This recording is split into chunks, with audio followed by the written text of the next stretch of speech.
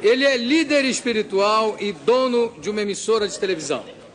Eu vou chamar o fundador da Igreja Universal do Reino de Deus, Edir Macedo.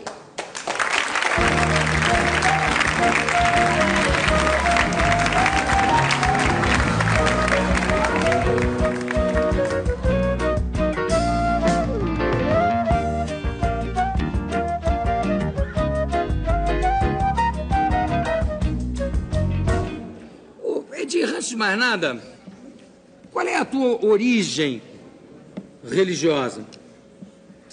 Católico. Você era católico, apostólico, romano? Católico, apostólico, romano. E quando é que te bateu assim de criar uma igreja própria? Bem, essa transformação não aconteceu da noite para o dia. Eu fui católico e um dia, como todo cidadão, todo ser humano que passa pelo poço, que chega no poço, no fundo do poço, eu precisei de uma ajuda.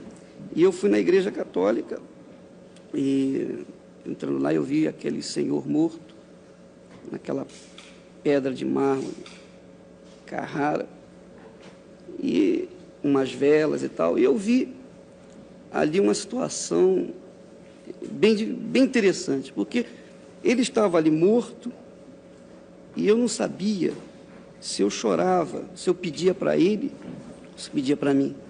Então eu vi que a minha fé estava sendo canalizada errada, erroneamente. Então eu abandonei a Igreja Católica pelo fato de que não atendia às minhas necessidades exatamente na hora que eu precisava. Então parti para o Espiritismo, que é o normal. Mas você, quando sentiu necessidade da Igreja Católica, você chegou a falar... Deixa eu puxar mesmo um pouquinho para cá. Você chegou a falar com algum padre? Chegou a ir a um confessionário? Ou ir ter uma conversa com algum... Não, eu sempre pensei, Jô, que a gente tem que falar com Deus. E se Deus está em todo lugar, a gente não precisa de ninguém para falar com Ele. Eu fui na igreja porque o ambiente era um ambiente propício para se falar com Deus. Então eu fui lá pedir ajuda. E encontrei, me deparei com uma necessidade maior do que a minha, que é aquela do senhor que estava ali morto. Então eu desisti. Foi para o Espiritismo. É. E aí? Bem, no Espiritismo passei alguma temporada, também não resolveu a minha situação, a minha necessidade. Mas isso como leigo, não como... Como leigo, absolutamente como leigo. Foi então que, uma ocasião, eu tenho uma irmã que sofria de bronquite asmática, e ela passava noites em claro, chorando e gemendo e quase não podendo respirar. Sabe aquele gato, aquele negócio que fica miando e tal? Ela ficava a noite toda. E um dia ela ligou o rádio de manhã cedo e tinha um pastor que estava falando de Deus e ele falou: olha, você coloca a mão sobre o rádio que eu vou fazer oração. E ela colocou e deu resultado. Então, a partir daí, a família toda ingressou na igreja desse pastor e começou, então, a nossa mudança. E qual era a origem dessa igreja, desse pastor? É a origem evangélica. Como é que se chamava? É a Igreja de Nova Vida. Igreja de Nova Vida. Que é considerada uma igreja protestante, não? É protestante. Chamada de protestante. A sua igreja também é chamada de... É, mesma coisa. Bom, aí depois que vocês ingressaram na Igreja da Vida, aí quando é que bateu, assim, a iluminação de você sair e fundar a sua própria igreja? Não, eu nunca pensei em fundar uma igreja. Eu jamais pensei isso. Eu sempre pensei em levar as pessoas uma experiência própria minha com Deus. Porque eu tive realmente um encontro com Ele, então eu queria levar essa experiência para as pessoas. E eu fui levando as pessoas, que eu fui comunicando. E 13 anos depois de ter me convertido,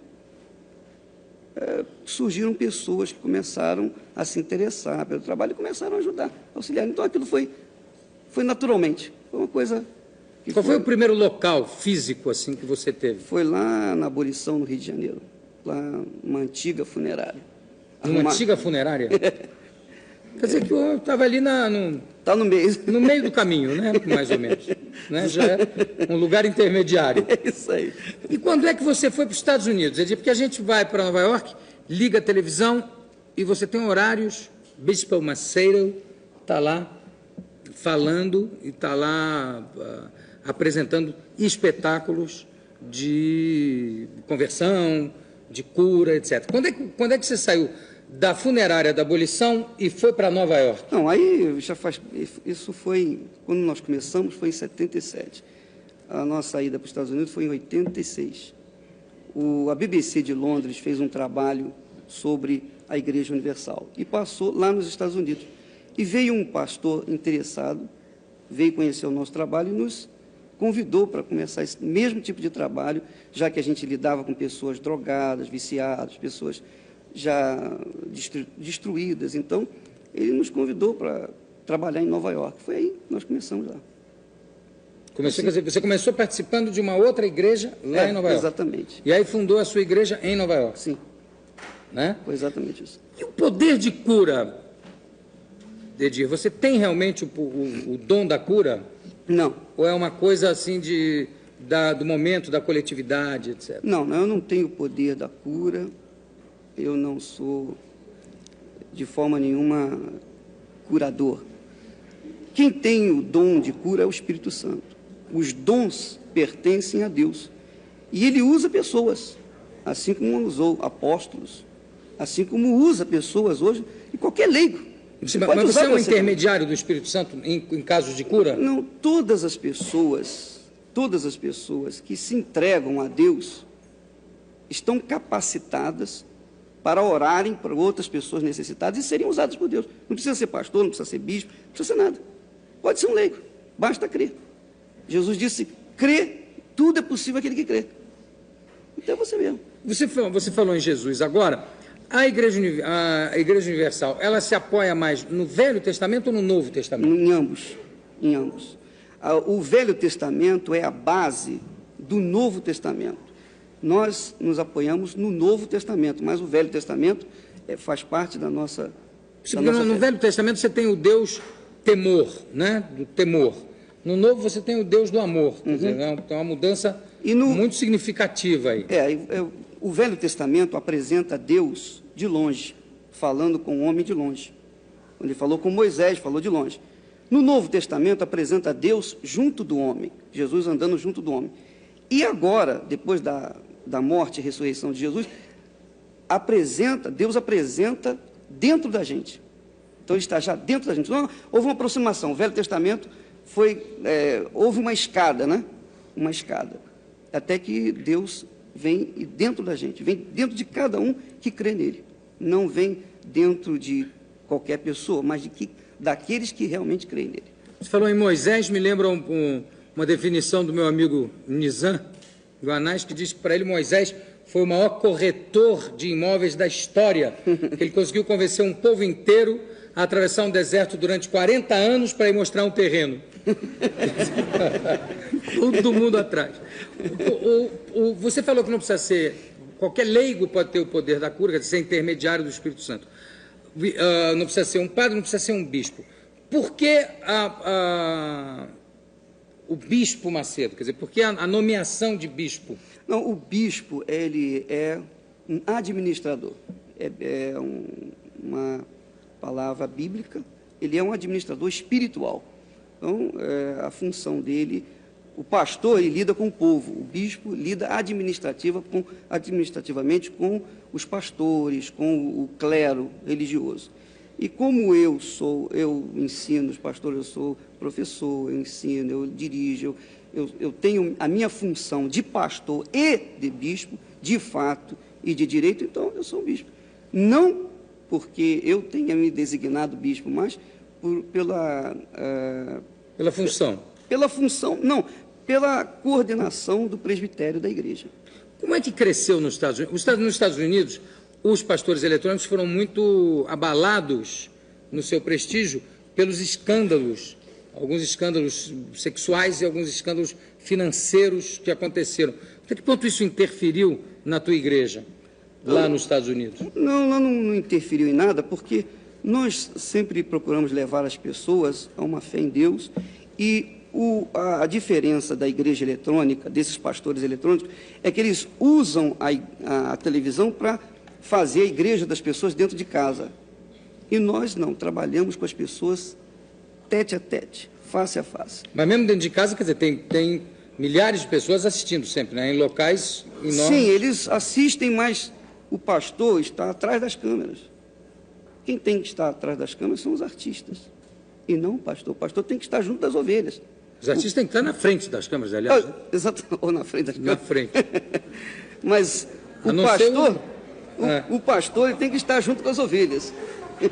Tem que estar ali coladinho. Não, mas também você sabe que tem artistas atrás das câmeras. Você vê, se não houver artistas atrás das câmeras, os artistas que não aparecem. Nós temos até um artista mesmo aqui atrás da câmera, que é o Ed Murphy, que está ali atrás daquela câmera, que é o famosíssimo cameraman, que está todo encolhidinho ali, para não aparecer, mas não adianta, Ed, você tem que...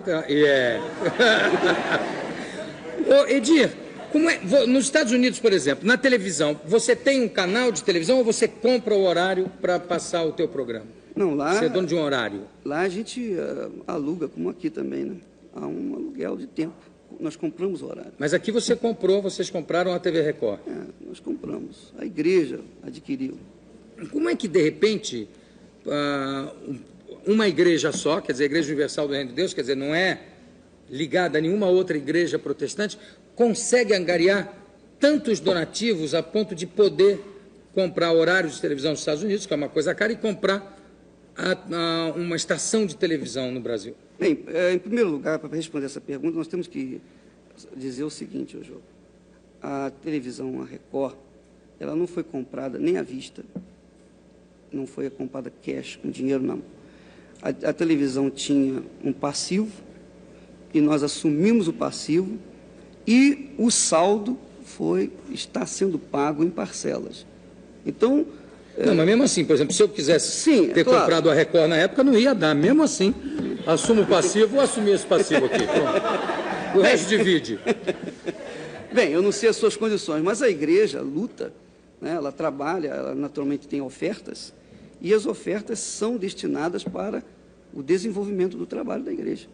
Com isso, a igreja foi afetada pelo plano Collor? O plano Collor chegou a bloquear parte dos rendimentos Não, da igreja? Porque os rendimentos da igreja ficam lá fora. Boa sua pergunta. Não, veja bem, a igreja não teve tempo e não houve tempo suficiente para se bloquear o dinheiro dela, porque entra e sai. Há um reinvestimento no trabalho da igreja, entende? Não houve esse tipo de problema, não. Quer dizer, esse dinheiro é um capital de giro que está sempre... Está sempre funcionando. Circulando. Circulando. Ô, Edir, você, junto com outros membros da Igreja Universal, uma coisa que, aliás, você nega, mas que aparece nos jornais, os jornais têm falado muito nisso, está com processos por charlatanismo. Isso é verdade ou é mentira? Não existe... O que há de verdade nisso e o que há de... Não existe nenhum processo contra nós.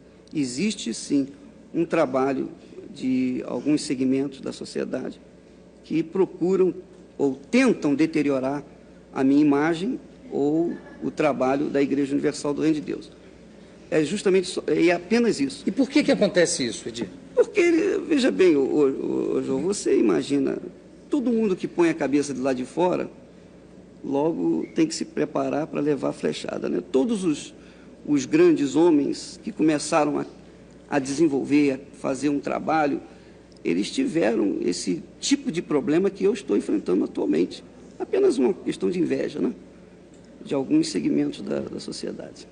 Outra coisa, teve algum caso, parece que foi noticiado, que teve caso de cura de aidético através da Igreja Universal do Reino de Deus. Uhum. É verdade isso? É verdade, sim. Um caso de cura comprovada? É verdade. Por que vocês estão rindo? Por quê? Hein? Ora essa. Mas é comprovado? Quer dizer, foi um caso comprovado com teste negativo e tudo? Temos mais de um caso? Vários casos. Comprovadamente. E isso se dá de que forma? Durante a reunião? Isso se dá através da fé das pessoas. A fé, você sabe que a fé, o João, é uma coisa muito forte. Quando você crê em alguma coisa, como em Deus, e crê em si próprio, tudo é possível para você. Então, é possível acontecer. Essas coisas extraordinárias, essas maravilhas, acontecem pela junção, pelo trabalho que Deus executa. Não sei, mas acontece em assembleia, ou acontece... A pessoa depois é que vem comunicar que estava... Exatamente. Isso é assembleia. Depois é que eles aparecem e comunicam, né? Vêm com exames, etc., mostrando, atestando. E a gente vai comprovar com os médicos para ver se realmente foi. Para não ver se é mentira, né? Às vezes a pessoa pode aparecer. E para terminar, eu queria te perguntar o seguinte, Edir, em relação à televisão, qual é até que parte há uma interferência da igreja na programação da televisão? Como é que você administra isso? Bom, a televisão, nós temos um programa, nós abrimos a programação e fechamos a programação. Durante a programação inteira, ela está voltada apenas para o próprio trabalho da televisão. Então, a igreja não tem ingerência nenhuma na produção, absolutamente. E vocês pretendem se expandir, ou quer dizer, comprar outras... transformar a Record numa rede maior? Hoje já é uma rede, ela já está com satélite para todo o Brasil. A rede já é. E estamos trabalhando para ela crescer, né? Tá bom. Bispo Edir Macedo, muito obrigado pela sua presença. Daqui a pouco a gente volta.